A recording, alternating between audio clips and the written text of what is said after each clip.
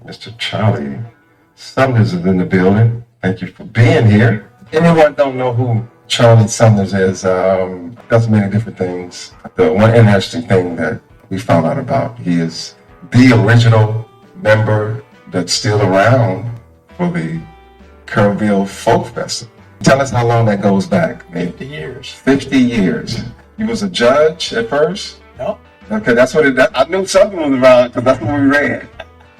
Yeah. So how did you guys start, and what was the inspiration for it? Well, I'm an Episcopal priest. Some time ago, I'd met Peter Yarrow in Washington, D.C., Peter, Paul, and Mary.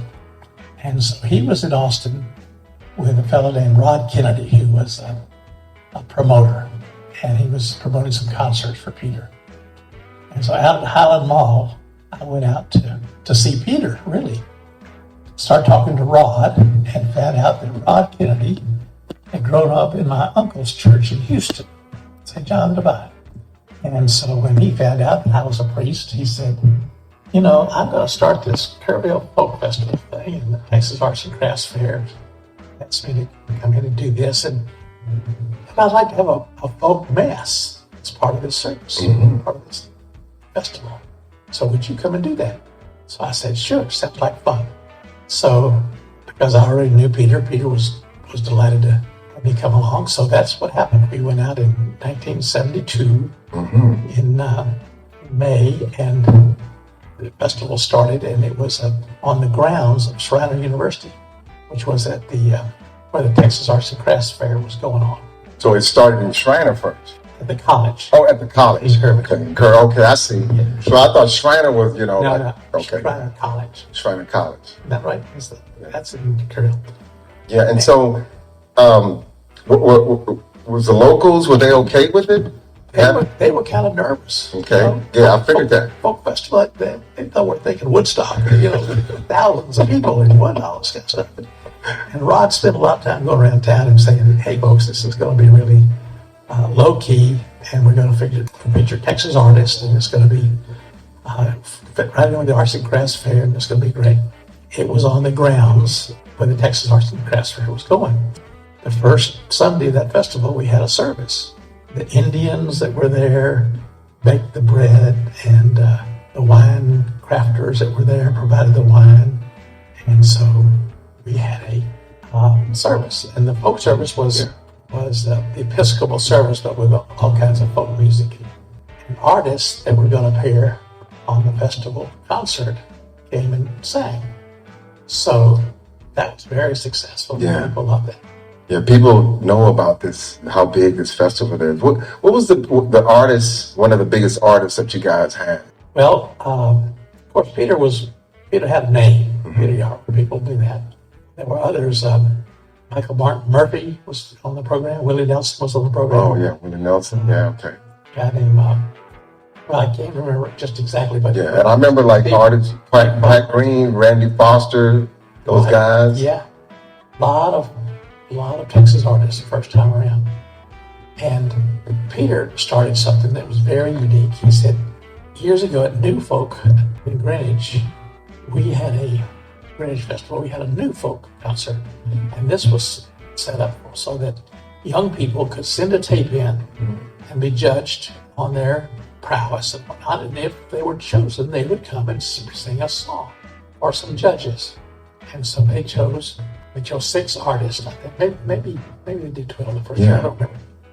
And so he said, I'd like for this to be a part of the Kerrville Folk Festival. So the New Folk he started, and it's still going today.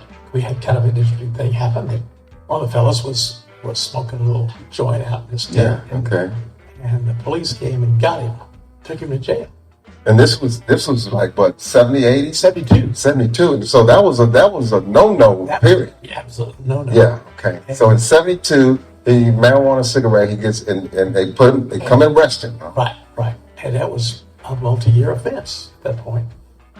And so Peter said that's not right.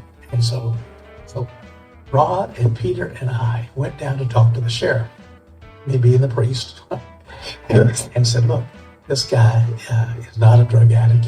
He just was smoking a joint, and give him some consideration. Right. So great story. They they gave him some consideration, and he was able to come back and sing his song that afternoon.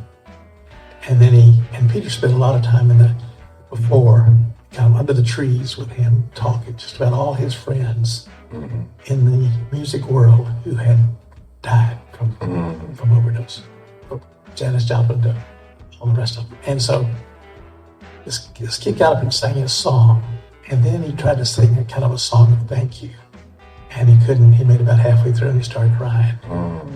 Peter said, come on, let's go talk.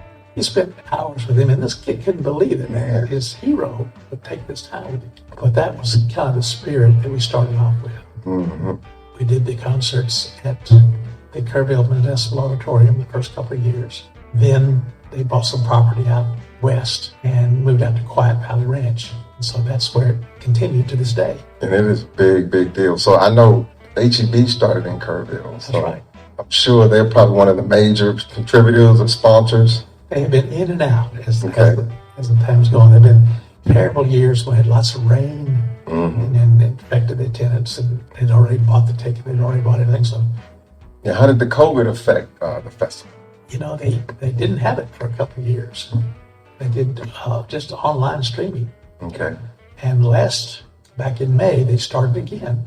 It was not quite as long as normal. Well, it was at least 2 weekends. In 2 weeks, they're going to have another one, a mini festival Okay. in Kerrville.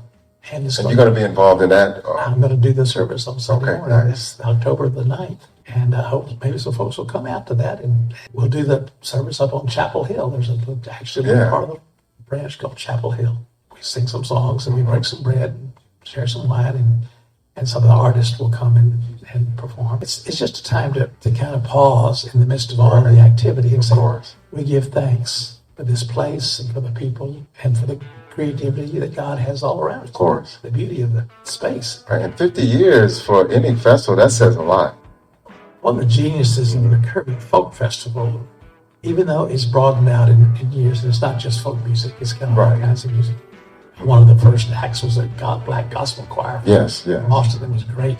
But the artists like to come back to this festival because a lot of them have been out on the road and they don't see each other. One of the big aspects of the Kerrville Folk Festival is the campfires after the concerts. So it's camping too out there. Camping out there. See, that's interesting. Some bring their motorhomes, but there have been people who have got communities who've camped together for years and years. That's right. So they'll have campfires and people just come and share their own music. Michelle Schock, you might know Michelle Schock. Michelle Schock, yeah. She started out around the campfire. Wow. And it's one of the aspects that's I'm old, and so I don't get to campfires as much. Well, you've been doing a lot of different things. I mean, as far as what you've done. Also, you talk how you used to do things in Atlanta working for communications. Talk to us a little bit about that. That probably inspired you to go on and do folk, working with the bands and stuff like that. Right. There was a time when I was traveling around the Southeast, based in Atlanta, traveling around the Southeast, and I was going and teaching parishes to do a folk mass. Yes. And that started in Catholic Church. We adopted that, and it was a way to kind of bring new music into the church. I would go in for a weekend and I would gather some folks together, some instrumentalists, and we would rehearse and then do this folk mass.